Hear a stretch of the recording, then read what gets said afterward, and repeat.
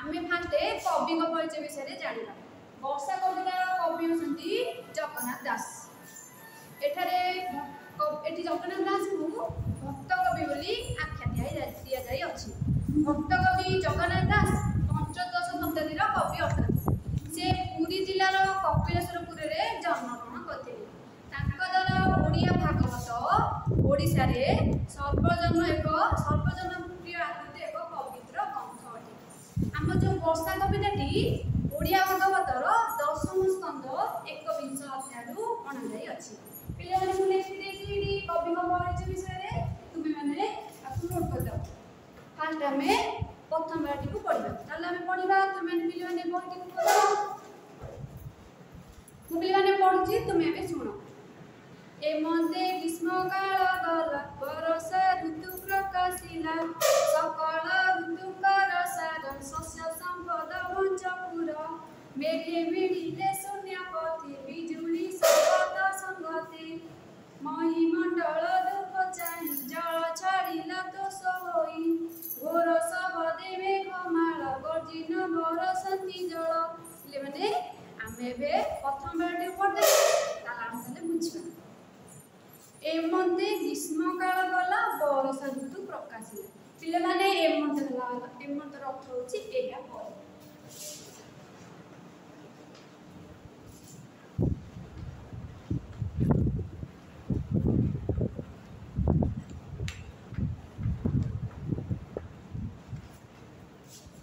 एमते ग्रीष्म काल गला माने ग्रीष्म ऋतु गला परे वर्षा ऋतु प्रकाशिला।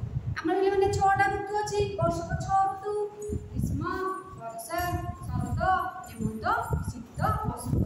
हेले हमें कोन होचे 3टा ऋतु मुख्यतः अनुभव होचे। कोन ऋतु वर्षा ऋतु ग्रीष्म ऋतु अरे कोन शीत। तब देखु पिले माने सकल ऋतुंकर सार शस्य संपद पंचपुर सकल ऋतुंकर सार। पिले माने सकल ऋतुंकर सार माने वर्षा ऋतुटा होची सब ऋतुंकठारु श्रेष्ठ। शस्य संपद पंचपुर ए ऋतु रे शस्य संपद रे परिपूर्ण हो जाए। के ऋतु रे माने वर्षा ऋतु। मेघे मिलिले शून्य पथे बिजुली सबद संगते। पिले माने शून्य पथ माने आकाश रे कोन जति बळे मेघ उठौची मेघ बसक होची बिजुली बाजी घडघड शब्द मध्य होची। महीमंडल दुख चाहि जल छाड़िला दोष होई। पिले महीमंडल माने कोन पृथ्वी पृष्ठर दुख कष्ट चाहि बगला जल होची वर्षार आगमन होची। घोर शबदे मेघमाल गर्जनी बरसंती जल। पिले माने जति बळे वर्षार आगमन होची घडघडी मारुची बिजुली बाजी जोर शब्द आସୁची। हम जानु जे वर्षा होची। पिले माने फास्ट बारे बुझी देबे। बे जो कठिन शब्द अछि मु तुमको पीडीएफ माध्यम रे छाड़ देबी तुम नोट कर दबो। चल हम सेकंड वर्ड पढिबा। प्राणी जीवन जल राशि करुणा चित्तरे बरसी पृथ्वी रविते जे ग्रासे तापित थिला अष्टमासे जल पाइला तो सचिते तपस्वी जनकर मते तपस्या फल जेने पाई बुझंती अति सुखी होई। लेने पढले तला में बुझी। प्राणी जीवन जल राशि करुणा चित्तरे बरसी। लेने कहे चित्ते बळे वर्षार आगमन जमा हेई तो सबले खरा हेई छि। प्राणी मुख्य जीवन कोन होची जल ही जीवन। जति बळे जल वर्षा हेई छि आमन खुशी होची आम मन रे आनंद हेई छि। पृथ्वी रविते जे ग्रासे तापित थिला अष्टमासे।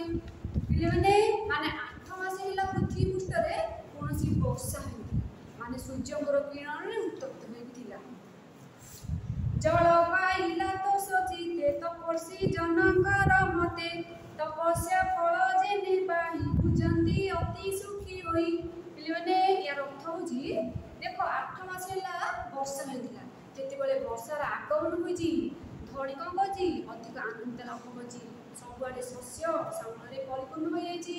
जेपरि ऋषि माने अरण्य रे रही तपस्या करनी तपस्यार फल पाइला परे जेपरि तांका मन रे आनंद खेली आनंदर लहरी खेली जाए सेही परि भाव रे हमर कोन होइछि हमर मन रे पृथ्वी पुत्र धरणीर पक्षे कोन होइछि आनंद उल्लसित खेली अछि। पिले माने हमें कीटा बारे बुझी गले। मु तुमको